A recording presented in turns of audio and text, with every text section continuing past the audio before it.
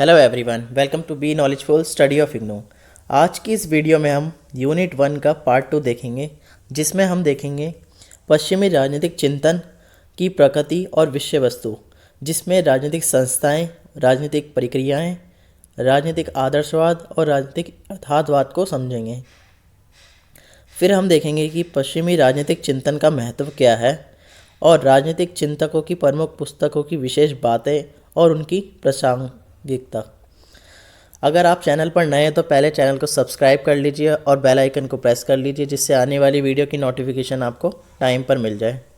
तो वीडियो को हम स्टार्ट करते हैं पश्चिमी राजनीतिक चिंतन की प्रकृति और विषय वस्तु के साथ। तो पश्चिमी राजनीतिक चिंतन की प्रकृति क्या है? तो पश्चिमी राजनीतिक चिंतन की प्रकृति ऐतिहासिक मानी जाती है, क्योंकि कोई भी राजनीतिक विचारक या दार्शनिक है वो अपने जीवन से ही अपने एक दर्शन की शुरुआत करता है। तो हम इसको रीड आउट करते हैं। पहले इसमें क्या लिखा है। पश्चिमी राजनीतिक विचार सदियों से पश्चिमी दुनिया में विद्वानों, दार्शनिकों और राजनेताओं द्वारा विकसित विचारों, अवधारणाओं और सिद्धांतों को संदर्भित करता है। पश्चिमी राजनीतिक चिंतन की प्रकृति और सामग्री समय के साथ विकसित और बदली है, जो उन समाजों के सामाजिक, आर्थिक और राजनीतिक संदर्भों को दर्शाती है जिनमें वह उभरे थे। तो उनके जीवन में जो सामाजिक और आर्थिक और राजनीतिक स्थितियां रही, उसी के आधार पर राजनीतिक चिंतन का जन्म हुआ। तो राजनीतिक चिंतन की जड़ें प्राचीन ग्रीस में देखी जा सकती है, जहाँ पर प्लेटो और अरस्तु जैसे दार्शनिक ने राजनीति और राज्य और नागरिकता की प्रगति पर सिद्धांत विकसित किए थे। इन शुरुआती विचारों ने पश्चिमी दुनिया के बाद के विचारकों को प्रभावित किया, जिनमें थे थॉमस एक्विनस जैसे मध्यकालीन राजनीतिक दार्शनिक शामिल थे, जिन्होंने ग्रीक दर्शन को ईसाई धर्मशास्त्र में एकीकृत किया, और जॉन लॉक जैसे प्रबुद्ध विचारक, जिन्होंने व्यक्तिगत अधिकारों और सामाजिक अनुबंध पर जोर दिया।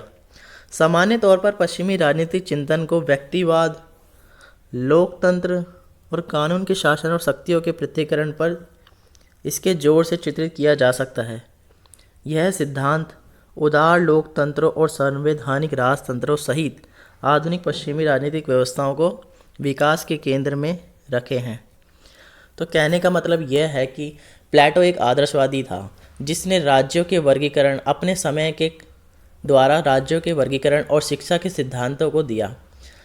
लेकिन समय और परिस्थितियों के साथ साथ आने वाले दार्शनिकों ने इन विचारधाराओं की आलोचना भी की और इसमें बदलाव भी किया, जो आज भी हम देखते हुए आ रहे हैं। जैसे अरस्तु ने प्लेटो के साथ किया, प्लेटो के विचारों को अरस्तु ने आलोचनाएं की हैं बहुत सारी, ये हम आगे की यूनिट्स में देखेंगे।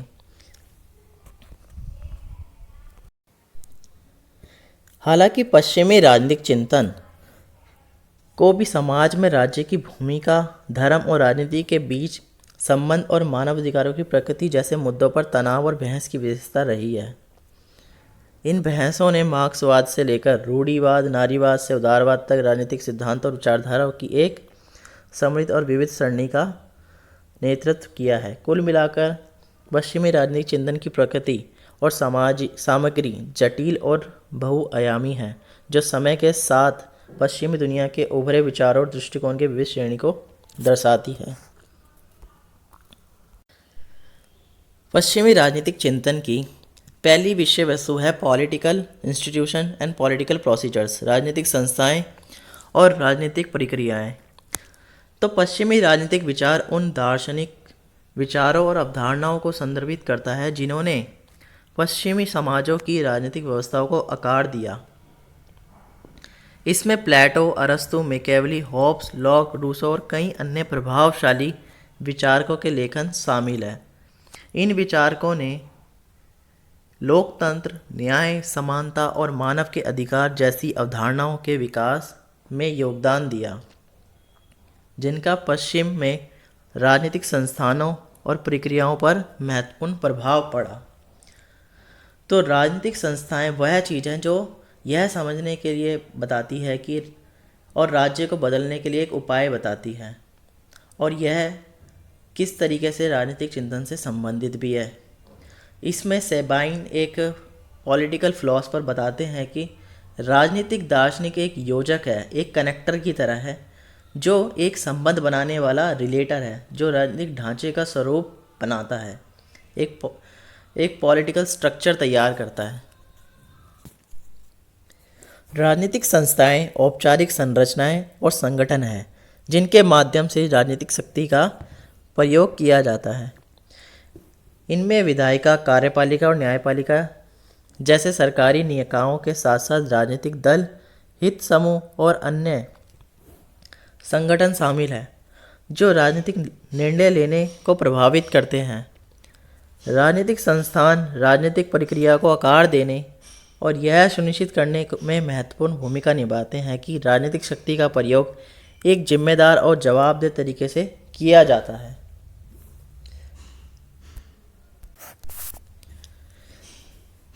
राजनीतिक प्रक्रियाएं क्या हैं? राजनीतिक प्रक्रियाएं वह चीज़ हैं जो राजनीतिक शक्ति का प्रयोग क्यों और कैसे किया जाता है यह जानने पर अपना वर्चस्व बताती है और राजनीतिक संस्थाएं की कार्य पद्धति से संबंधित होते हैं। और राजनीतिक दार्शनिक मुख्य रूप से इससे संबंधित नहीं थे कि राज्य क्या है और क्या करता है, बल्कि वह इस बात पर जोर देते हैं कि एक बार राज्य को सत्ता दे दी जाए तो वह किस प्रकार इसका उपयोग करेंगे। और इसमें बहुत सारी चीज़ें होती हैं, जैसे कि कानून होगा जो व्यक्तियों को शासित करेगा, ना कि वह व्यक्ति जो शासन करता है।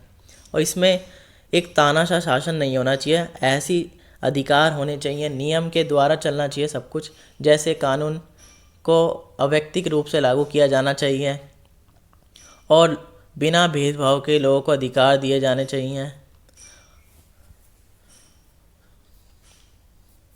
तो हम इसमें बात करते हैं राजनीतिक प्रक्रियाएं उन नियमों और प्रक्रियाओं को संदर्भित करता है जो राजनीतिक निर्णय लेने को नियंत्रित करती है। वह निर्णय मनमाने नहीं होने चाहिए। इनमें चुनाव, विधायी प्रक्रिया और न्याय प्रक्रिया जैसी प्रक्रियाएं शामिल हैं। राजनीतिक प्रक्रियाओं को यह सुनिश्चित करने के लिए डिज़ाइन किया गया है कि राजनीतिक शक्ति का निष्पक्ष और पारदर्शी तरीके से प्रयोग किया जाता है और सभी नागरिकों को हितों में ध्यान में रखा जाता है।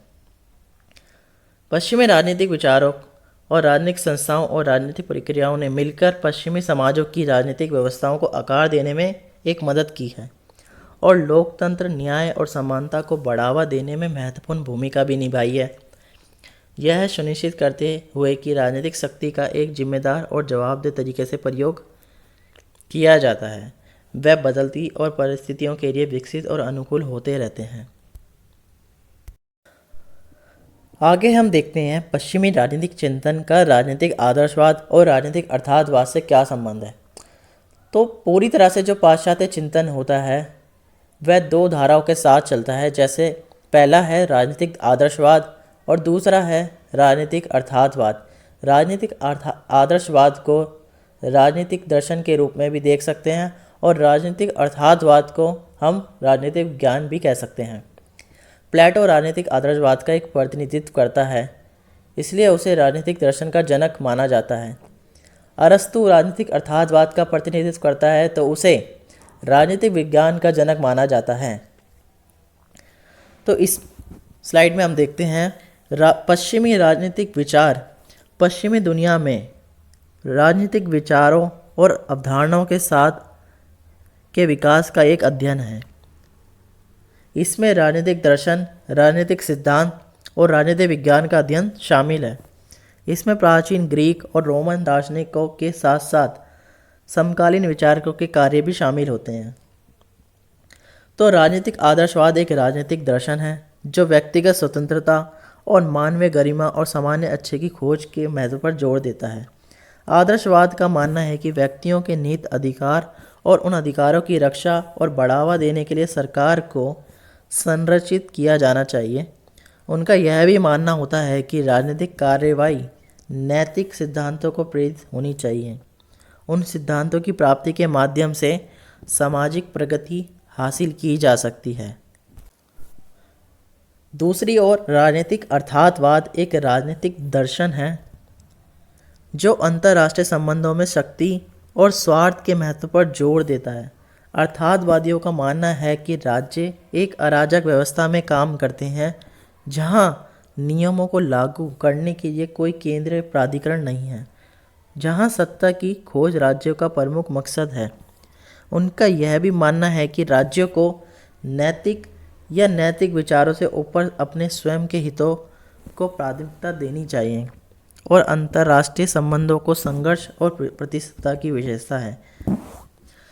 हालांकि ये दो राजनीतिक दर्शन एक दूसरे के विपरीत हैं, एक जैसे नहीं हैं। कई विद्वानों का तर्क यह भी है कि यह दोनों एक अच्छी तरह से काम करने वाली राजनीतिक प्रणाली के आवश्यक घटक हैं।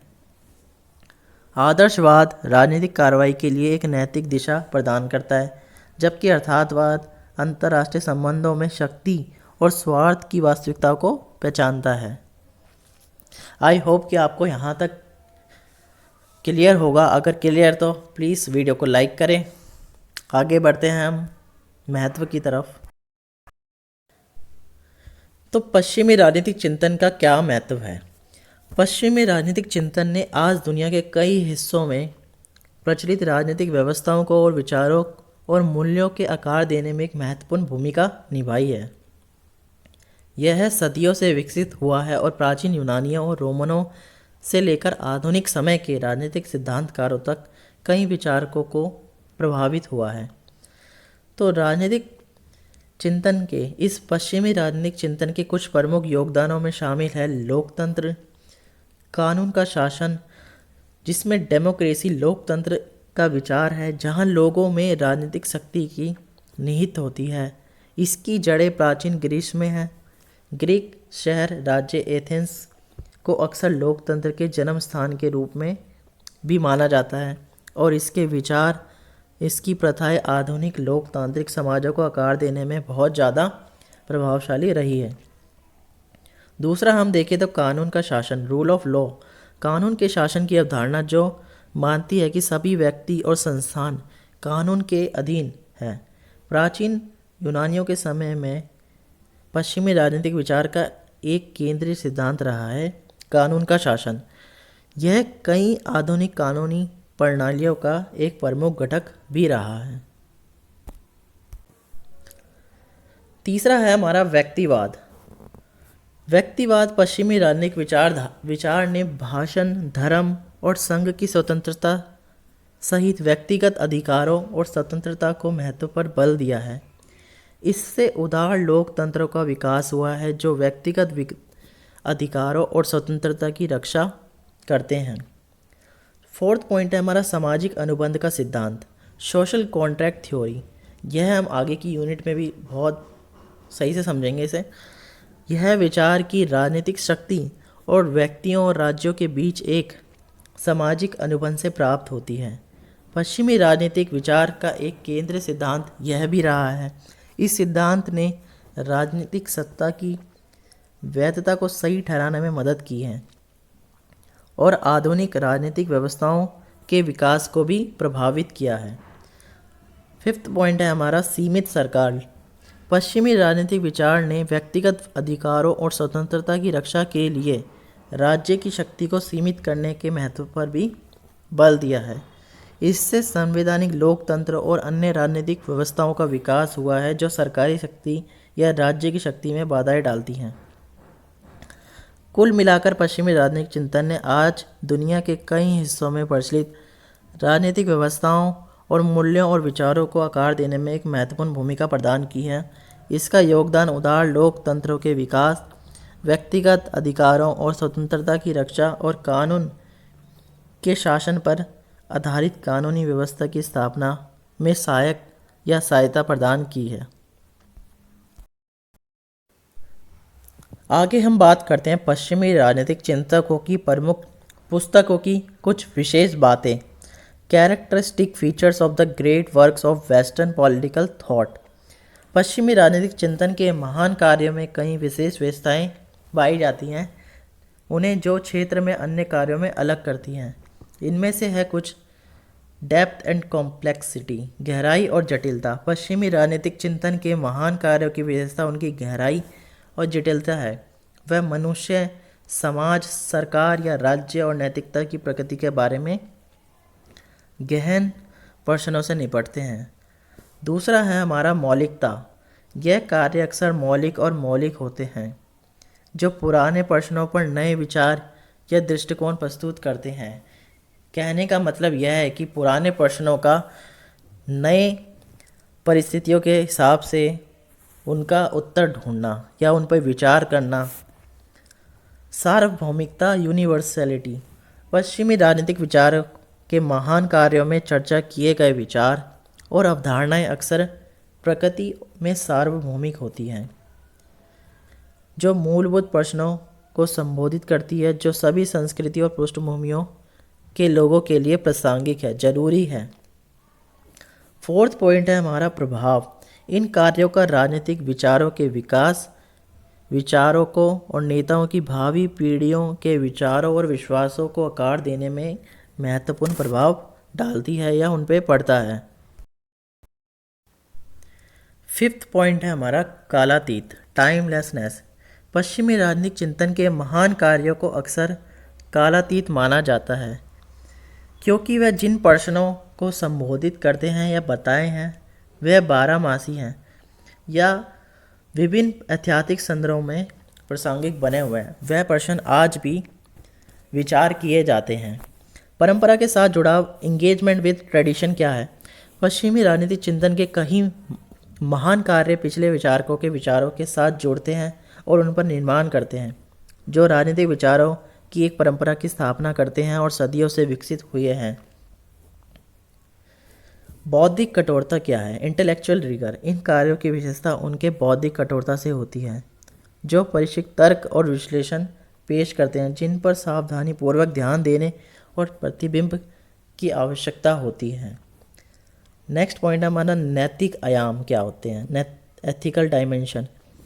तो पश्चिमी राजनीतिक चिंतन के महान कार्यों में अक्सर एक नैतिक आयाम होता है, जो न्याय, स्वतंत्रता और समानता के सवालों को बताता है और व्यक्तियों और सरकारों के या राज्यों के नैतिक दायित्वों की खोज भी करता है। आखिरी पॉइंट है हमारा बहुविषयक, मल्टी डिसिप्लिनरी। यह कार्य अक्सर दर्शन, इतिहास, अर्थशास्त्र और समाजशास्त्र से जुड़ा हुआ कई विषयों से अंतर्दृष्टि प्राप्त करते हैं। अगर कुल मिलाकर हम कहें तो पश्चिमी राजनीतिक विचार के महान कार्य और मानव समाज और राजनीति की प्रकृति में गहन अंतर्दृष्टि प्रदान करते हैं। इन मुद्दों की हमारी समझ को आकार देते हैं और चल रही बहस और चर्चा के लिए आधार प्रदान करते हैं। नेक्स्ट है हमारा relevance of western political thought. तो पश्चिमी राजनीतिक चिंतन में उसके महत्व के साथ साथ उसकी प्रासंगिकता क्या है, यह हम इस स्लाइड में देखेंगे। पश्चिमी राजनीतिक चिंतन ने दुनिया भर में राजनीतिक व्यवस्थाओं और शासन संरचनाओं को आकार देने में एक महत्वपूर्ण भूमिका निभाई है। इसका आधुनिक राजनीतिक दर्शन पर भी गहरा प्रभाव पड़ा है और इसने कई देशों में राजनीतिक संस्थानों, नीतियां और प्रथाओं को भी प्रभावित किया है। अरस्तु, मैकियावेली, हॉब्स, लॉक, रूसो और मिल जैसे कुछ सबसे महत्वपूर्ण पश्चिमी राजनीतिक विचारकों ने लोकतांत्रिक आदर्शों, व्यक्तिगत अधिकारों और कानून के शासन के विकास में योगदान दिया है। उनके विचारों ने आधुनिक उदार लोकतंत्र की नींव स्थापित करने में भी मदद की है और न्याय, स्वतंत्रता, समानता और मानवाधिकार जैसी अवधारणाओं की हमारी समझ को आकार देने में भी मदद की है। इसके अलावा पश्चिमी राजनीतिक विचार राजनीति के क्षेत्र में महत्वपूर्ण सोच और तर्कसंगत जांच को बढ़ावा देने में भी सहायक रहे हैं। पश्चिमी राजनीतिक विचारकों द्वारा प्रस्तुत विचारों और तर्कों ने बहस और चर्चा को प्रेरित किया है, जिससे समय के साथ राजनीतिक सिद्धांत को और व्यवहार का विकास हुआ है। अंत में पश्चिमी राजनीतिक चिंतन की प्रासंगिकता आज समकालीन राजनीतिक मुद्दों और चुनौतियों में अंतर्दृष्टि प्रदान करने की क्षमता में निहित है। अतीत के राजनीतिक विचारकों के विचारों की जांच करके हम वर्तमान राजनीतिक बहसों और या मुद्दों और दुविधाओं की गहरी समझ को हासिल कर सकते हैं। उन्हें संबोधित करने के लिए अधिक सूचित और प्रभावी समाधान विकसित कर सकते हैं। कुल मिलाकर पश्चिमी दुनिया और उससे आगे के राजनीतिक संस्थानों और विचारों के इतिहास, विकास और वर्तमान स्थिति को समझने में रुचि रखने वाले किसी भी व्यक्ति के लिए पश्चिमी राजनीतिक विचारों का अध्ययन आवश्यक होता है।